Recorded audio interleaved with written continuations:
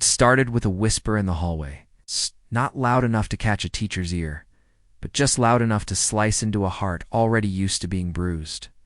"Freak," someone hissed. "Mute girl, weirdo." They didn't even hide it anymore. Her name was Ellie. She sat in the back of the classroom, head down, hair over her eyes, always silent.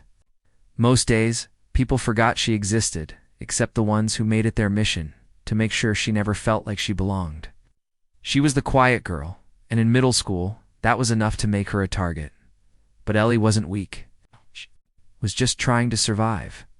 3 girls, Amber, Kayla, and Trish, ruled the 8th grade like queens without crowns. Pretty, popular, vicious. The kind of girls who made people laugh while tearing someone apart. Their cruelty was clever. They didn't just throw insults. They lured their victims into humiliation. And today, they'd chosen Ellie. It started during lunch, when Kayla accidentally spilled juice on Ellie's only hoodie. Ellie didn't even react, just picked it up and walked away without saying a word.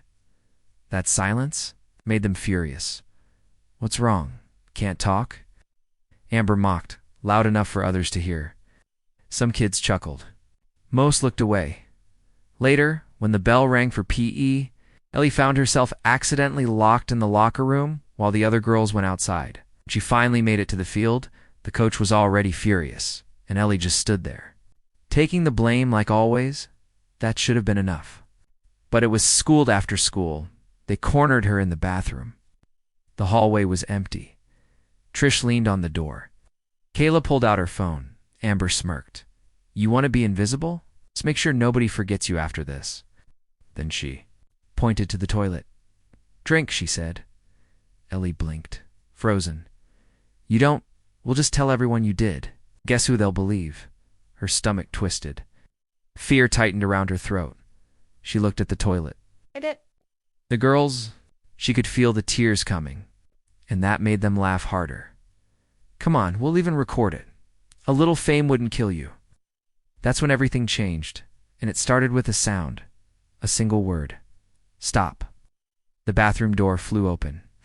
It was Maya, a freshman, who no one had noticed slip in. She wasn't popular. She wasn't loud. But she was live streaming from her phone. She had been for the last 30 seconds. Amber turned, shocked. What the screen showed everything. The taunts, the threats, the laughter, clear as day.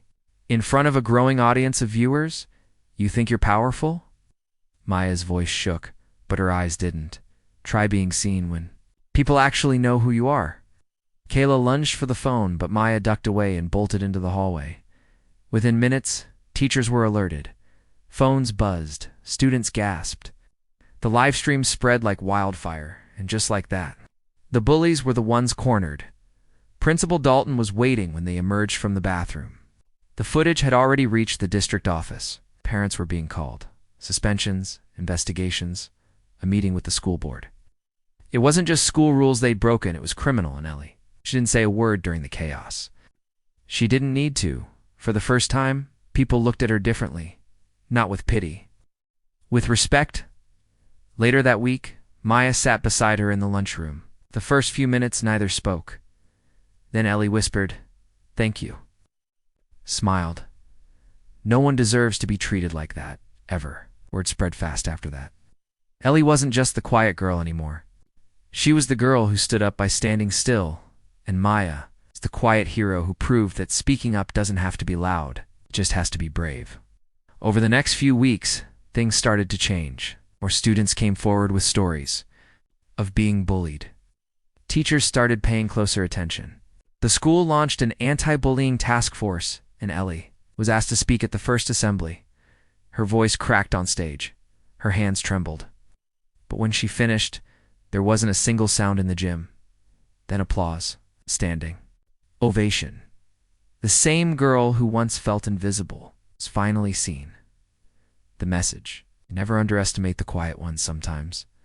They carry storms in their silence, and when they finally speak, the world listens.